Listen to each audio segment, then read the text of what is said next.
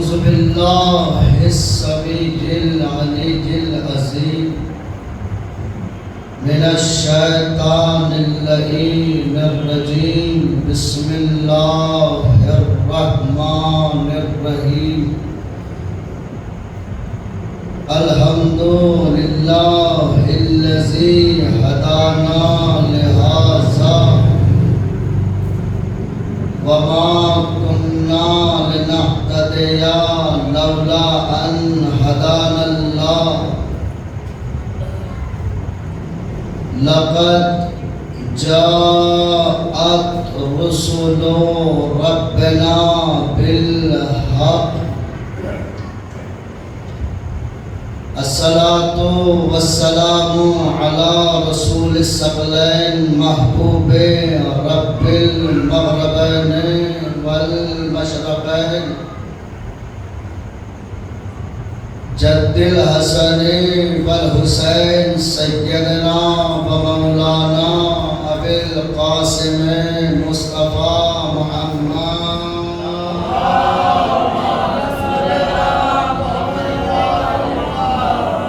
وأهل بيته الطيبين الطاهرين المعصومين المظلومين المنتخبين المنتجبين ولعنة الله على أعدائهم أجمعين. أما بعد فقد قال سبحانه وتعالى: بسم الله الرحمن الرحيم. والعصر إن الإنسان لفي خسر. صلوات.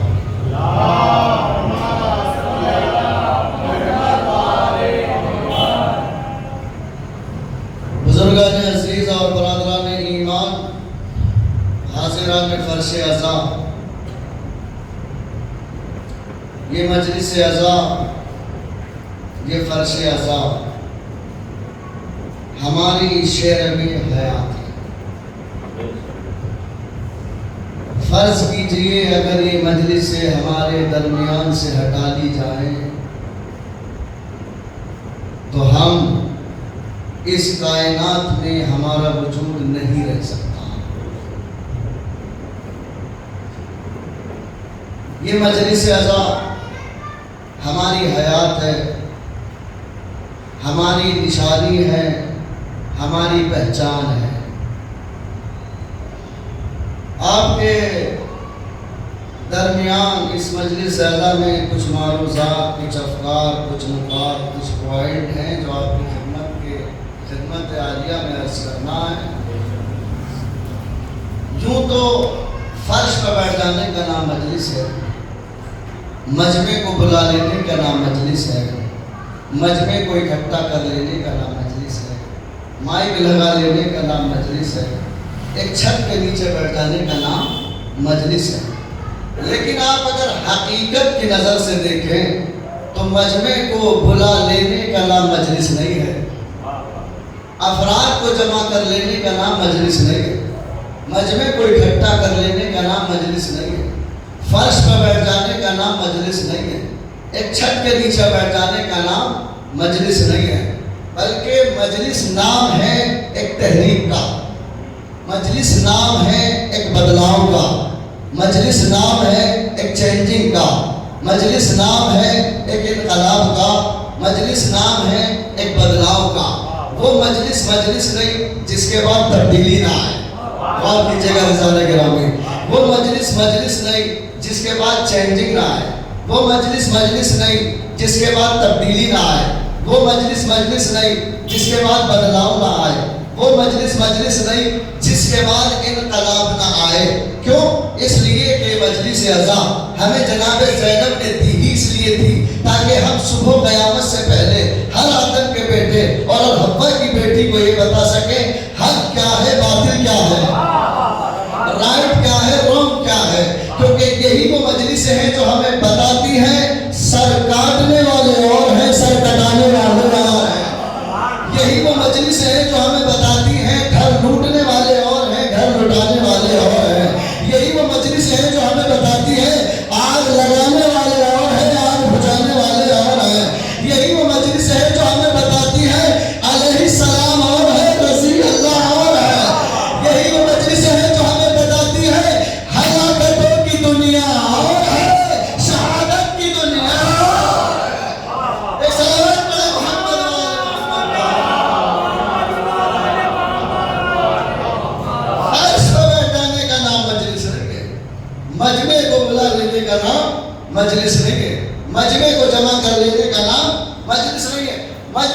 کثرت پہ جائیے گا نہیں، ایک طرف 72 تھے ایک طرف لاکھوں تھے، لیکن 72 لاکھوں پہ بھاری تھے، ہے نا عزیزان گرامی؟ ایک ایسی صلوات بیداری والی صلوات پڑھیے محمد والا۔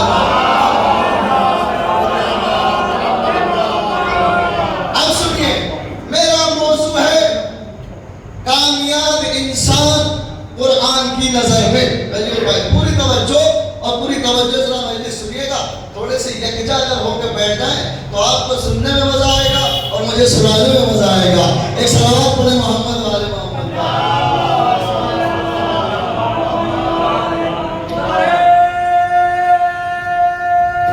دونوں ہاتھ پکڑ کے بتائیے گا، ماشاءاللہ سنیے گا۔ تو مجلس تبدیلی کا نام ہے، مجلس چینجنگ کا نام ہے، مجلس انقلاب کا نام ہے۔ اگر انسان اس مجلس میں آنے کے بعد تبدیل نہ ہوا تو دنیا کا کوئی دربار ایسا نہیں ہے جو اسے تبدیل کر سکے۔ پوری توجہ جانے گرامی۔ تو اللہ نے، میں نے جو آیت پڑھی ہے، خداوند عالم نے اس آیت میں ارشاد فرمایا، زمانے کی قسم والعصر ان الانسان لفی خسر، انسان خسارے میں۔ لیکن اللہ نے انسان کو انسان بنایا، لیکن قابل غور بات یہ ہے اللہ نے انسان کو انسان بنا دیا، لیکن ہم سلام کرتے ہیں ان ہستیوں کو جنہوں نے ہمیں کامیاب انسان بنایا، جنہوں نے ہمیں کامیاب انسان بنایا۔ اللہ نے قرآن میں کامیاب انسان بھی بتایا، ناکام انسان بھی بتایا۔ کامیاب انسان کون ہے، ناکام انسان کون ہے، اللہ نے سارے بتائے۔ چلے قرآن سے پوچھتے ہیں کامیاب کون ہے، ناکام کون ہے۔ پوری توجہ جانے گرامی سنیے گا۔ آج آپ اس دور میں، اس کائنات میں کسی بھی ملک میں چلے جائیے، کسی بھی معاشرے میں چلے جائیے، کسی بھی میٹنگ میں چلے جائیے، کسی بھی صحبت میں چلے جائیے، کسی بھی گاؤں میں چلے جائیے، کسی بھی شہر میں چلے جائیے، کسی بھی گلی میں چلے جائیے، کسی بھی کوچے میں چلے جائیے، کسی بھی دریا میں چلے جائیے، کہیں پر آپ کو کامیاب انسان ملے گا، کہیں ناکام انسان ملے گا۔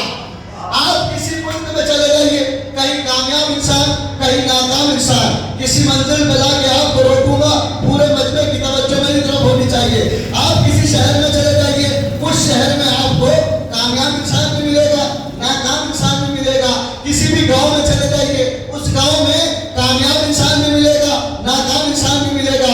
کسی شہر میں چلے جائیے، اس میں کامیاب انسان بھی ملے گا، ناکام انسان بھی ملے گا۔ پوری توجہ۔ کسی فیملی میں چلے جائیے، اس میں کامیاب بھی ملے گا، ناکام بھی ملے گا۔ یا بعض کامیاب ملیں گے، بعض ناکام ملیں گے، لیکن ایک گھر ایسا ہے جہاں سارے کامیاب ہیں۔ ایک گھر ایسا ہے جہاں سارے کامیاب ہیں، سارے کامیاب ہیں۔ کوئی منہ اٹھا کے یہ نہیں کہہ سکتا کہ اس میں آدھے کامیاب آدھے ناکام، سارے کامیاب۔ وہ گھر کس کا ہے؟ وہ گھر ہے اہل بیت کا۔ پوری توجہ جانے گرامی، وہ گھر کس کا ہے؟ وہ گھر ہے اہل بیت کا۔ اہل بیت کے گھر میں سارے کامیاب ہیں۔ اگر ہمیں کامیابی کے لیے کامیاب ہونا چاہتے ہیں تو ہمیں اسی دروازے پہ آ کے سجدہ کرنا پڑے گا۔ ہمیں کامیابی کے لیے علم چاہیے، اسی در پہ ملے گا۔ حیا چاہیے، اسی در پہ ملے گی۔ طہارت چاہیے، اسی در پہ ملے گی۔ سعادت چاہیے، اسی در پہ ملے گی۔ شریعت چاہیے، اسی در پہ ملے گی۔ نجات چاہیے، اسی در پہ ملے گی۔ دولت چاہیے، اسی در پہ ملے گی۔ عزت چاہیے، اسی در پہ ملے گی۔ شہرت چاہیے، اسی در پہ ملے گی۔ رسالت چاہیے، اسی در پہ ملے گی۔ خلافت چاہیے، اسی در پہ ملے گی۔ امامت چاہیے، اسی در پہ ملے گی۔ اس لیے کہ یہ وہ در ہے کہ جس در پر آ کر بندہ در بدر نہیں ہوتا۔ یہ صلوات پڑھے نا محمد والے۔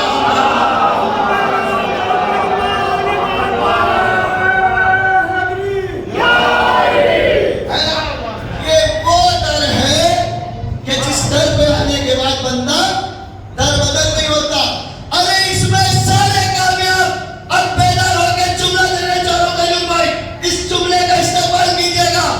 جس دروازے پہ جاؤ گے فقیر ملے گا، جناب امیر نہیں ملے گا۔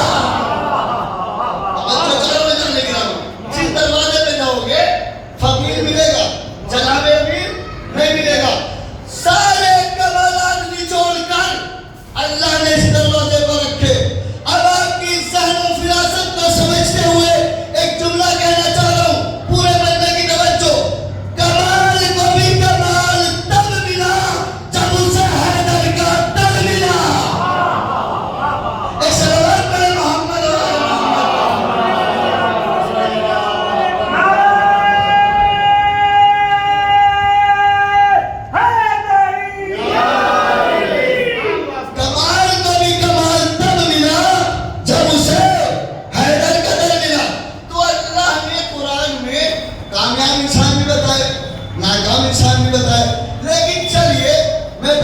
بتانے سے پہلے آپ کو قرآن کا ایک چھوٹا سا تعارف کراؤں کہ قرآن ہے کیا۔ دیکھیے ہمارے بچے یہاں پہ بیٹھے ہیں اور آپ بھی اچھی طرح جانتے ہیں، ہر کتاب کے اندر ایک فہرست ہوتی ہے کہ نہیں؟ عربی کسی بچے کو اگر لیسن جو پڑھنا ہوتا ہے، اگر اسے ڈھونڈنا ہوتا ہے تو وہ فہرست میں جاتا ہے نا؟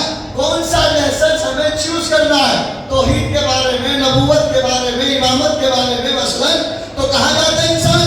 فہرست میں۔ لیکن قرآن میں فہرست نہیں ہے، قرآن میں ایسا نہیں ہے۔ پہلا پارہ توحید کے بارے میں، دوسرا پارہ نبوت کے بارے میں، تیسرا پارہ امامت کے بارے میں، چوتھا پارہ خلافت کے بارے میں، پانچواں پارہ رسالت کے بارے میں۔ ایسا کچھ نہیں۔ جو اور کتابیں ہیں وہ قرآن سے الگ ہے، اور کتابوں میں فہرست ہوتی ہے، لیکن کتاب میں فہرست، قرآن میں فہرست نہیں ہوتی۔ چلیں میں آپ کو قرآن کی طرف لے کے چلتا ہوں۔ اللہ قرآن کی ایک آیت میں جو بات چھیڑتا ہے وہ دوسری آیت میں نہیں کرتا، اللہ کا موضوع چینج ہو جاتا ہے۔ پڑھو قرآن مجید کا 30واں پارہ سورہ 3، ارشاد ہوتا ہے بسم اللہ الرحمن الرحیم والتین والزیتون وطور سینین وہذا البلد الامین لقد خلقنا الانسان فی احسن تقویم ثم رددناہ اسفل سافلین۔ اللہ نے پہلے قسمیں کھائی، تین کی قسم، طور سینا کی قسم، شہر مکہ کی قسم، ہے نا؟ یہ قسمیں کھا کے کہا والتین والزیتون وطور سینین وہذا البلد الامین لقد خلقنا الانسان فی احسن تقویم۔ پھر اللہ نے کہا ہم نے اس انسان کو احسن بنایا، اعلیٰ بنایا، اشرف بنایا، ہم نے اعلیٰ پیمانے پر حل کیا۔ لیکن دوسری آیت میں کیا کہا؟ ثم رددناہ اسفل سافلین۔ پھر ہم نے اس انسان کو اعلیٰ بنا کر، اشرف بنا کر، پیمانہ بنا کر اس کو پستی میں گرا دیا۔ غور نہیں کیا آپ نے؟ یعنی ایک مقام پر کامیابی کا ذکر کیا، دوسرے مقام پر ناکامی کا ذکر کیا۔ یعنی اللہ ایک آیت میں وہ بات کرتا ہے جو انسان سوچ بھی نہیں سکتا۔ فکر انسان قاصر ہے سوچنے کے لیے۔ یا اللہ، یا تو ایک آیت میں پہلی آیت کا ذکر کرتا، دوسری آیت میں کوئی اور، اس میں کوئی اور۔ یاد رکھیے گا جو قرآن کا مزاج کوئی مجلس حسین کا مزاج، مجلس کے منبر پہ آنے والا کوئی حیدر چھیڑتا ہے، کوئی خندق چھیڑتا ہے، کوئی ابراہیم کا ذکر کرتا ہے، ساتھ نمرود کا کر دیتا ہے، شیطان کا کرتا ہے، تو آدم کا کر دیتا ہے۔ پوری توجہ، اللہ نے کہا جو قرآن کا مزاج کوئی مجلس حسین کا مزاج، اللہ نے قرآن میں سورہ محمد کو بھی رکھا، سورہ لہب کو بھی رکھا۔ ہم نے بھی مجلس حسین میں ایک ہی نعرے میں حسین کو سلام بھی کیا، یزید پر لعنت بھی کیا۔